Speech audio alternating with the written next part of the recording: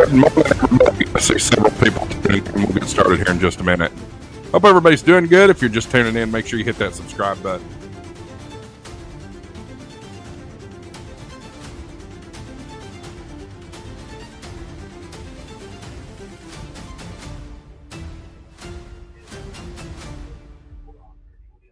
And we'll get started here in just a minute.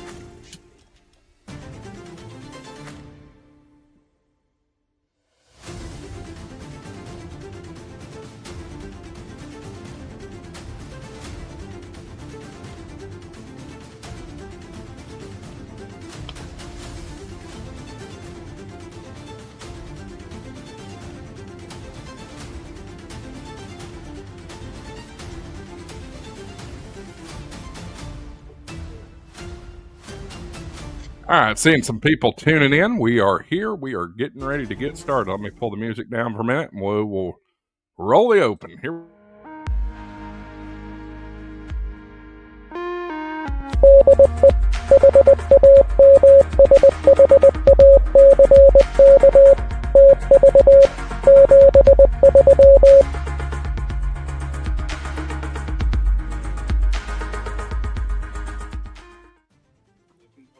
Let's get rid of this.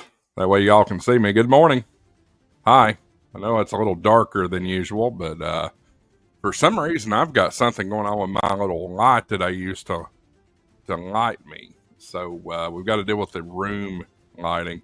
Hope everybody's doing good. No, it's very unusual for me to have a early morning stream like this, but we're off work today. I figured we'd jump in here and start talking about it. The image you're seeing on your screen, this is the Tel Aviv skyline, and the video is courtesy of CGTN Europe, which YouTube is telling me is funded by the Chinese government. I'm not going to get into the Chinese argument. They've got the footage that I need right now, so we'll take it. Let me adjust that iris. Maybe you can see me a little further here. Hope everybody's doing good. Jump in the comments. Let me know who's watching and where you're watching from. Appreciate y'all being here. Just going to come on and kind of talk about my thoughts here with the growing situation over in the Middle East. You know, a lot of people talk about, you know, this has been brewing for many, many years, and that may be true. That definitely is true, and stuff may not happen. Well, folks, Trump is involved in this 100% now. And I'm not saying that's a bad thing. I'm not saying that's a good thing, but we are in it, whether we want to admit it or not. So I wanted to talk about some of the stuff going on here, and I'm going to pull off. One of the things that's gotten my attention and prompted me to do this stream today is the fact that this is now day 7.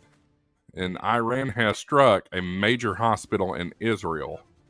Matter of fact, let me see if I can show this to you guys. Let me share here. So a lot of times I look at Drudge Report just to, you know, pull everything in that I can. And Iran has now struck a major hospital in Israel. And you can see the image of that right there. Let me change the aspect ratio. Pretty scary stuff there. Open it up and take a look at the story here. This is the Times of Israel. Heavy damage, injuries as Iran missile hits Beersheba Hospital. Dozens hurt in central cities. Here's some video of it. This is the moment of impact. Let me see if I can back that up.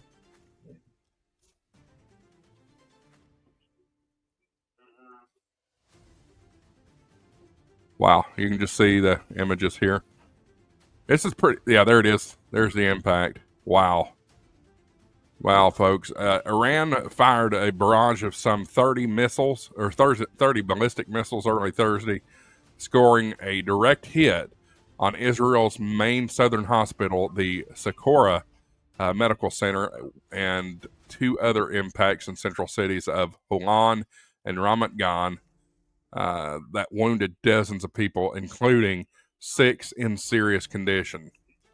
So very, very, very volatile situation going on in Israel right now. A lot of people are asking, well, the interceptor missiles outlast the Iranian missiles at this point. Who knows? Who knows at this point? Governments are scrambling to evacuate, and the United States of America is preparing an attack. So with that said, there has been a lot of people following President Trump right now, trying to determine, what is he thinking? What is he going to do? And that's a very, very good question. I'll come back over here to the live stream. That way you can see the Tel Aviv skyline. There we go. While I'm reading some of the news here, very scary situation. And the reason I say this is scarier is because, well, you've got Iran, who is typically an ally of Russia, also an ally of China. And this is a very, very volatile situation, guys. If you have Faraday bags for your ham radio gear, I'd get your gear in it, or at least a select amount of gear, just to be safe. Communications is going to be pivotal if we end up having a war here on U.S. soil. So if you have those kinds of resources, Faraday bags, Faraday cages, things like that, definitely be starting to think about getting that stuff into those bags. Nothing to really see on this sky cam at this point. This is the Tel Aviv skyline here, and looks very similar to what we've seen for several days now. But yeah, it's not a fun situation by any stretch of imagination. It's stuff that we've got to consider, especially considering everything. Andy's in the house. I want to say good morning to Andy. Appreciate him being here. And guys, we will still have our normal stream tonight, as we normally do. So be ready for that. It'd be the Amateur Radio Roundtable and the Ham Shack Trading Post. So be ready for that. That'll be tonight at 8 o'clock Eastern Time, 7 Central, 6 Pacific, or 8 Eastern, 7 Central, 6 Mountain, 5 Pacific. So be there or be square. Normal time tonight. So anyway, there's a lot of concern about this whole situation because of, the ties that Iran has with China and Russia and things like that. The big question is, what does Iran have? Do they have capabilities to get to us? We don't know. They certainly have capabilities to get to our bases that are in, other places like Iraq and Saudi Arabia and places like that. Let me know in the comments or in the chat. What do you think? Are you at all concerned about this? Are you keeping track of what's going on? And beyond that, are you prepared? Are you prepared for a war on U.S. soil? Not saying there is going to be a war on U.S. soil, but even if Iran doesn't have the capabilities to strike us via missiles and things like that, I can guarantee you China and Russia do. And if they get involved in this mess, boy, you're talking about we're in dire straits. It'll be all-out war all across the world. This will be World War III. There's no question. If China and Russia do get involved. And then you got the North Koreans, too, that could get involved as well. You know, old Kim Jong-un has been itching for years and years to get into conflict with us. So that's a good question. So last I had heard, President Trump, let me see here.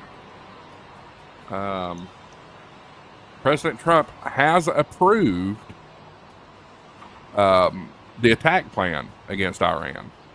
So there is an attack plan in place, but he has not given the order yet. So we're ready. The United States is ready to go after him. He just hasn't given the order yet. So this could come at any hour. At any hour, it could happen. I'm not so worried about us going on the offensive as much as I am worried about the collateral damage that'll come after. You know, we don't want this. We don't want war on U.S. soil. And if I'm being honest with you, I've had some nightmares recently about war on the United States soil.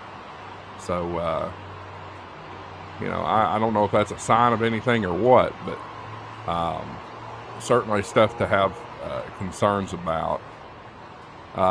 So guys, I made a video the other day about this. The voice and stuff was AI generated. I'm not going to deny that, but it was my text. I just fed it to it. I was in a place that I couldn't get on camera and record at the time. So,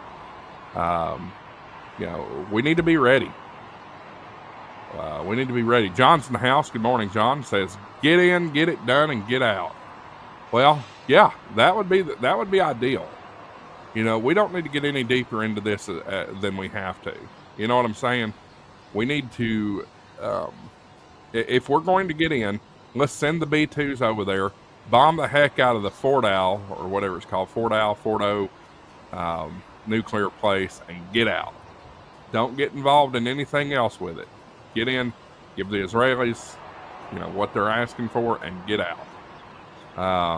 But again, are we messing with the Russians and the Chinese? If we do that, that's the scary part. Will this be the spark to the gasoline that we've been waiting for years when it comes to World War III? I don't know. I don't know, guys. We certainly need to be prepared for that. Let me see here. I'm going to grab some tags here and throw it in so that YouTube will do a better job at sending this out to other folks.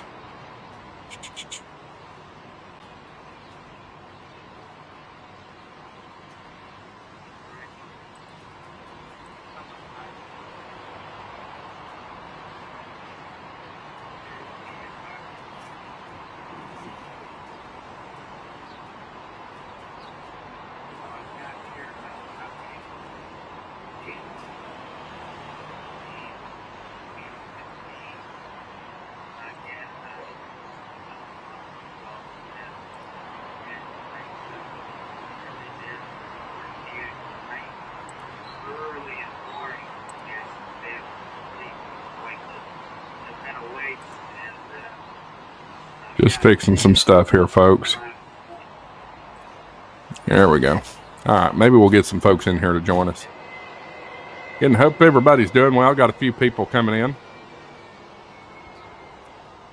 John says, hit only military and nuke targets. Absolutely. We don't need to be like the chickens that Iran is and start hitting hospitals. That was ridiculous. Absolutely ridiculous. Always, always, always focus solely on military targets, not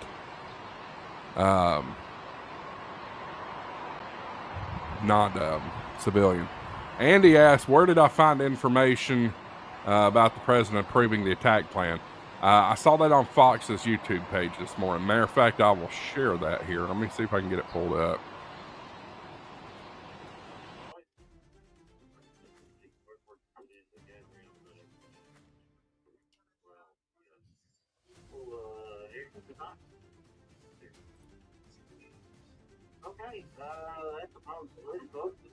Here it is. Fox News alert. I don't know if I can share the audio from it. Let me see. Finally has approved an attack plan for Iran, but has not yet I'm trying to pause my own stream. That's not going to work. Let me cut this. And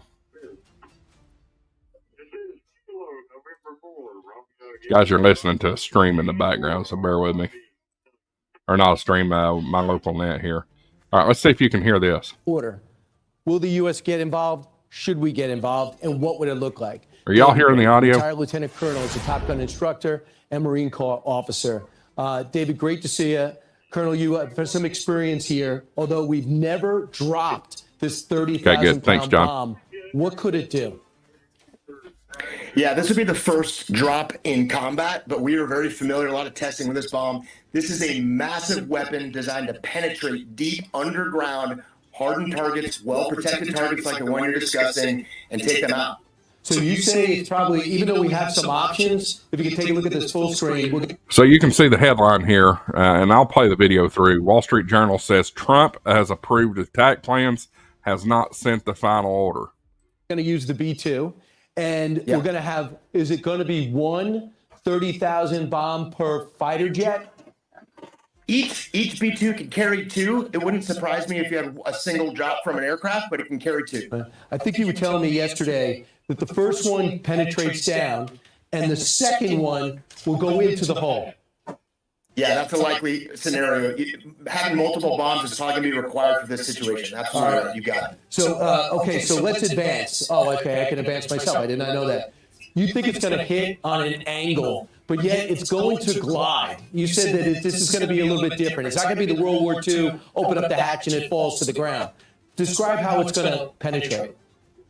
Yeah, this is a smart weapon. It has a GPS antenna in the nose. It has a really good guidance system to get exactly where it wants to be. And this is a massive bomb, Brian. It's 30,000 pounds. Now, not a lot of explosive, but a lot of weapon itself to penetrate into the ground. And that first bomb is going to hit the target, dig deep into the ground, and then detonate. Colonel, so take a look at this. This, I imagine, is an animation of the bomb going deep. This would be the first one in that scenario. With the second one, know exactly how to get into the hole the first one leaves behind. Yeah, I mean, this is a tough problem. The way you're describing it is exactly right. It's a very difficult scenario, but that, as you're describing it, is exactly what the intent would be, is put that second bomb right through the hole of the first penetration, get deeper into that target, and do even more damage with the second weapon. So, Colonel, what you said is it'll penetrate about 200 feet. So it goes about 200 feet, but there's about 300 feet of concrete it's got to get through, let alone what the mountain challenges have. So the first one gets through. What's the second one look like? The second one looks very similar in terms of the glide path, and the way you're describing it, this is what we call weaponeering. This is the professionals thinking about how deep is this target, how deep does the bomb have to go, how many weapons does it need, what's the angle. All those things you're describing is exactly right. This is the problem they're addressing, and that second bomb, in a perfect world, goes right through the initial hole that the first bomb created and penetrates even deeper into the target to do the damage that's needed. So where's it coming from? I understand they're not going to be deployed in theater. It's probably going to be coming from the U.S. Wouldn't work for us to tell us exactly where. But what would go get refueled midair? They're probably that situation's in place right now. How many fighter jets you think? How many B-2s you think we'll need? Yeah, I would not be surprised if you had multiple B-2s. The great thing about that aircraft, this is a remarkable machine. I think the longest B-2 flight is something like 44 hours. So our ability to launch from the United States if we choose to, or a foreign deployed base, getting the target and back is absolutely in the wheelhouse of the capability of this aircraft. And I would expect to see multiple aircraft on this mission. For a guy that knows how to do these flights, what's the challenge for the pilot? Listen, there's a lot of challenges. Obviously, anytime you take an American aircraft, American air crew, American systems, and fly into enemy territory, there is risk. The great thing about these B-2 crews, they've been practicing and preparing for this their entire careers. They are more than capable of doing this. This is things they've prepared and trained for. So once the mission starts, they're focused on that. There are certainly risks associated with the mission itself, but these are highly trained, highly capable people that are more than ready to do this. And just by the way, you told me off camera that it's not something you get the Israelis trained up on quickly. It'll have to be an American pilot. And by the way, it doesn't detonate when it just hits the surface. We decide when it detonates. Colonel, thanks so much. I appreciate it. Great being here. Thanks for having me. All right, so you see the information here. These bombs are incredible, y'all. Incredible bombs. Basically, what the B-2 will do is it'll drop one bomb. That first bomb will dig the hole to the bunker, right? Then it'll drop a second bomb right behind it. And the way they have the precision tracking, that bomb will take the exact same path into the bunker and blow it to smithereens. Andy says B-2 stealth bombers are actually based only in Missouri. Last I knew, you were right on that, Andy. So good call. At least that's the way it used to be. I think you're correct. I think it's still there. That's insane. Those B-2 bombings are incredible. Didn't know they had a 44-hour range. That's what we know. They could be more. Especially if they can be refueled in the air. And one of the main refueling wings for the United States Air Force is here. Literally, maybe 3 miles as the crow flies from me. The 278th, I think it is. We have the refuelers fly over all the time on training missions, all the time. Rattles the house like an earthquake. It's quite incredible. Let me see if I can pull up our Tel Aviv Skycam again here. Yes, I can. Let me switch to that one there. There you go, guys. So, yeah, there's a lot to be concerned with. A lot to be concerned with on this. And I'll turn the audio off so y'all don't have to hear that. Lots to be concerned with on this. And like I said, if you have Faraday cages, if you have Faraday bags, get your radio gear in it just to be on the safe side. Obviously, don't take yourself off the air. But if you have excess gear, go ahead and get it secured. Just so you can be prepared if we do have an EMP or something like that. Communications are going to be critical if we have war in the home front. It's just the fact of the matter. So I hope this passes. I hope cooler heads will prevail. Here's my philosophy. My philosophy is simple. I've usually been, all about having the bombs and stuff like that. But you know what? We're getting too many people with them. And I'm starting to develop the mentality of it would be nice if everybody just get rid of them altogether. Let's either fight through diplomacy or conventional weapons, one or the other. That's in a perfect world, right? But you're not going to get these crazy people in Iran and in North Korea and places like that are willing to put down those arms, that are willing to let those arms go without force, like the United States is about to show, or Israel is showing. You're just not going to have it. So it's an extraordinarily dangerous situation. And we've got to be wise. We've got to be prepared, y'all. We just have to. Just checking over headlines here, seeing if anything new's coming in. Let's see here. I don't need an advertisement. Go away. I'm going to take up half the page. Okay, so Netanyahu says all of Israel is paying a price from the hospital hit by the Iranian strike. This is courtesy CNN. It says Israeli Prime Minister Benjamin Netanyahu said that all of Israel is paying a price amid the country's conflict with Iran. As he visited the Socorro Medical Center in the southern city of Beersheba that was damaged by Israel strikes, saying, quote, all of Israel is paying a price. It is really reminiscent of the Blitz spirit of the British people. What is he even talking about? The Brits aren't even involved in this, I don't think. At least not that I've heard, right? The prime minister claimed that Israel is hitting military strikes only in Iran targets and Iran targets and hits a hospital. They hit a hospital where people can't even get up and run away, he told reporters on the scene, adding that Iran, quote, hit not far from here where that's a ward for children and babies. So sad. So unfortunate. Israel was hit by a new wave of Iranian missiles on Thursday, which hit multiple cities.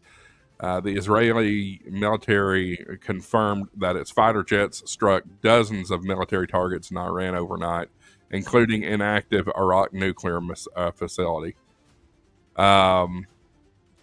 Another headline from CNN here says, sounds of war echo in Tehran's near empty streets. So a lot of people have heeded President Trump's advice and just, getting out, get out. Even the people in Iran know that they've got to be safe here.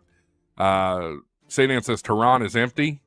The roads are almost empty of traffic, and there are a few people on the streets. While many shops remain shut, most supermarkets and banks are still open and still frequented by people who have remained in the city, and basic services are still very much in operation. Sporadic thuds can be heard around the city, and the sounds of outgoing anti-aircraft fire, but there is no panic. The people who remain here are trying to go about their business.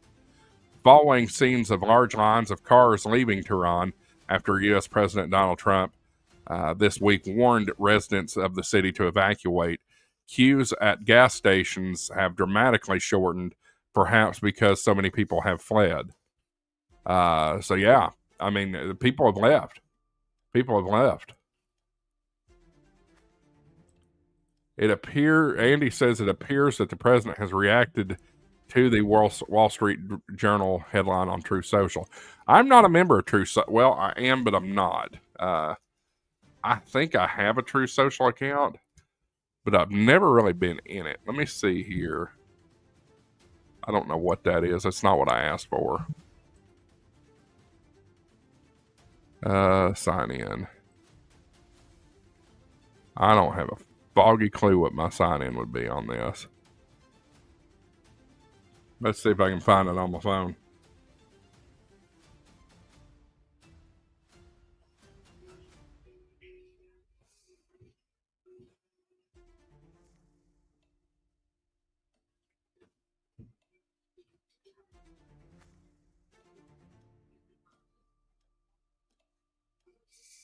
Well, that's interesting.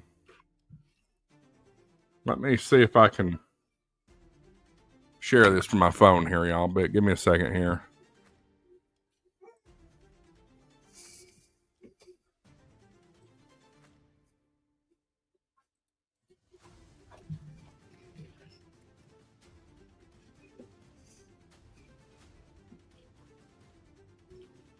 Almost there.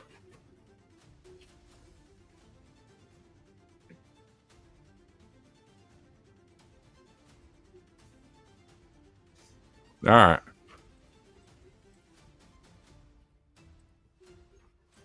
Just a second here. Share. All right. This is straight off of my iPhone here. And so this is Truth Social. President Trump's own social media company. And to Andy's point, Trump responded an hour ago that the Wall Street Journal has no idea what my thoughts and concerns, or what my thoughts are concerning Iran. That's interesting. So either somebody's leaking, or something like that. You know, it's crazy. Something interesting I noticed on this just a minute ago. Jerome Powell is costing our country hundreds of billions of dollars. He is truly one of the dumbest and most destructive people in government, and the Fed board is complicit. Europe has has had 10 cuts, and we have had none. We should be 2.5 points lower and save billions on all of Biden's short-term debt. We have low inflation, too late, an American disgrace, and he's calling Jerome Powell too late now. So this is interesting, not related to the Iranian situation, but very concerning to me as I'm about to get into the mortgage market again. Yeah, things need to be changed sooner and later. John says, given the physical size of the Israeli, their success with striking Iran is remarkable. That said, it is time for us to support with B-2 bunker busters and the use of SEAL and Rangers in taking out top leadership such that a regime change can move forward. Also says, SEALs and Rangers only if we cannot take them out with missiles. I agree. We just need to send the best of the best, you know, that kind of thing. But frankly, the bunker buster should do the job. But I'm still cautious, though. I'm still worried about the response from Russia and China. Will they get involved in this? And if they do, it's all out, y'all. There'll be war all over the country, and I'm scared to say this, but there could be nukes, and that's very, very concerning, very alarming. We'll go ahead and put up the sky cam here. Stop that screen. Start this screen.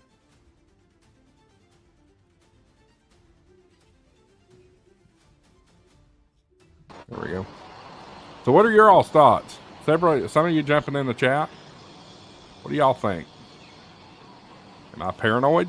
Yes, I'm probably paranoid. There's probably no question about being paranoid. But we can only be alarmed so many times before one of these threats is going to be real. Could this be the one? Could this be the one? And if you're hearing noise in the background, guys, today is Juneteenth. If you celebrate Juneteenth, happy Juneteenth to you.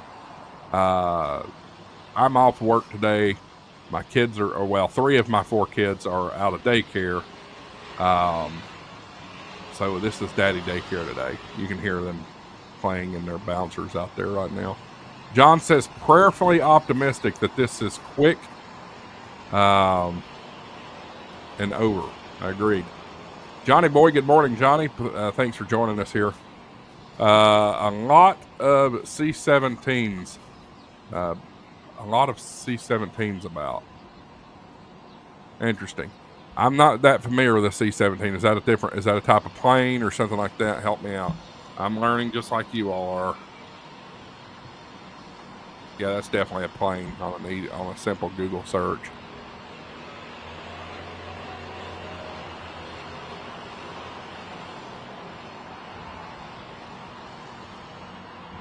This looks a lot like the refuelers that fly over my house all the time, but I don't see that little, yeah, there it is. I think. Are those the refuelers, Johnny?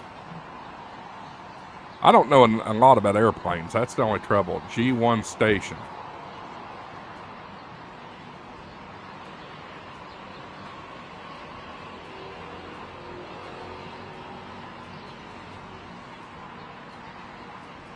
Transports. Yeah, okay. All right, that makes sense. That makes sense.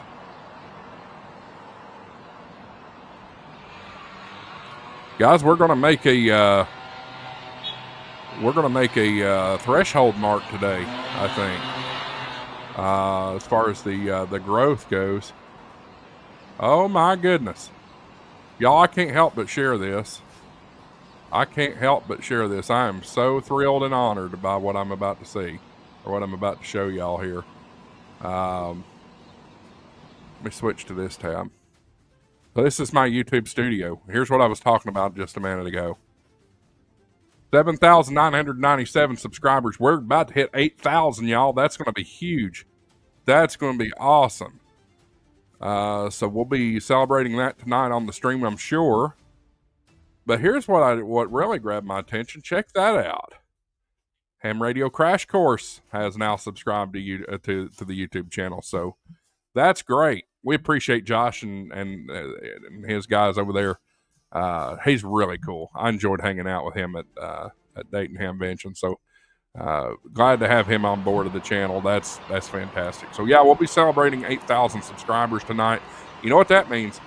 2 more 1,000 subscribers. That's all we need. 2 more 1,000 subscribers, and we will do the HF radio giveaway.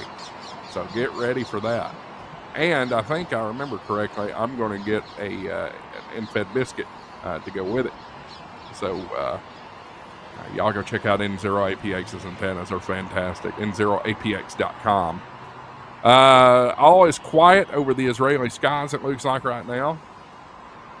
Can't stay streaming all day, guys. I'd love to do that. But if you're new here, thanks for tuning in, and appreciate you guys hanging out with me here on a in my neck of the woods, a gloomy, rainy Thursday morning here, Juneteenth. Did get a new device yesterday. Some of you may have, or day before yesterday, some of you may have seen the video of it, but it's the DV Megacast.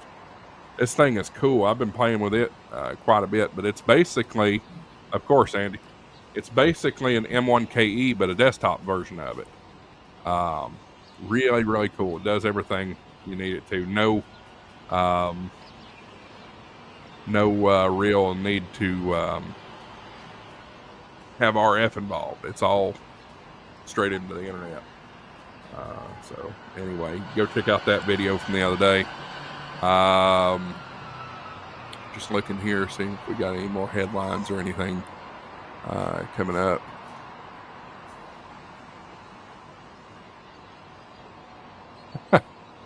Wall Street Journal. My goodness. Trump's not afraid to call people out, is he?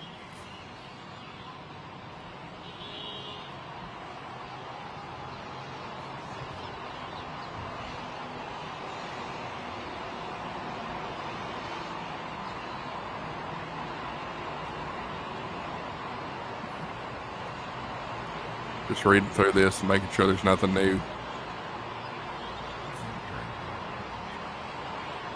So the Doomsday plane, it has landed in D.C., so they're ready to take President Trump if they have to somewhere. I think the Doomsday plane's typically based in Louisiana. There's a lot of talk about Tulsi Gabbard and how she's not been really involved in much of this, which is kind of concerning, but it is what it is. Here's something that I woke up to that I find is complete, utter garbage. So InfoWars is asking the question, is Benjamin Netanyahu the Antichrist? Really? Benjamin Netanyahu, the Antichrist?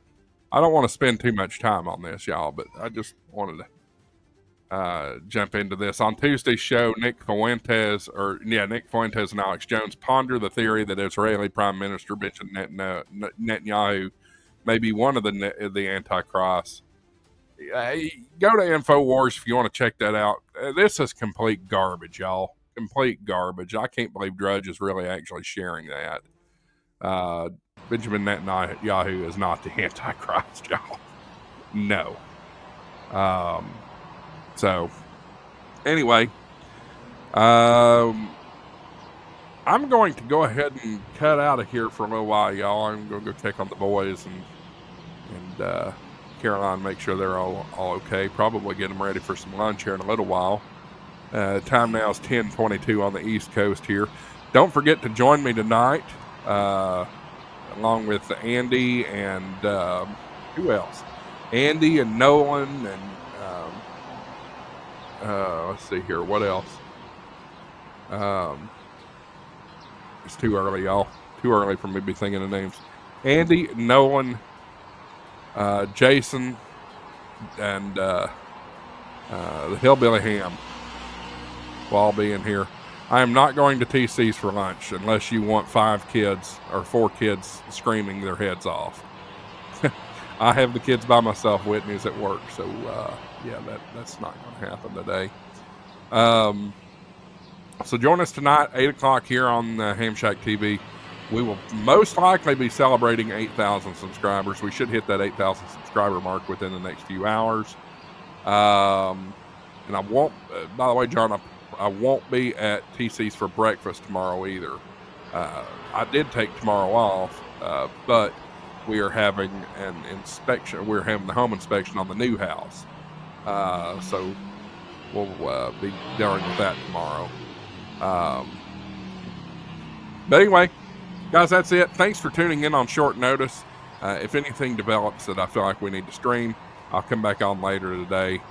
But as for now, that's it for now. Appreciate you watching. We'll see you tonight, 8 o'clock, right here on Ham Shack TV for the Trading Post and roundtable discussion. 7 threes, everybody.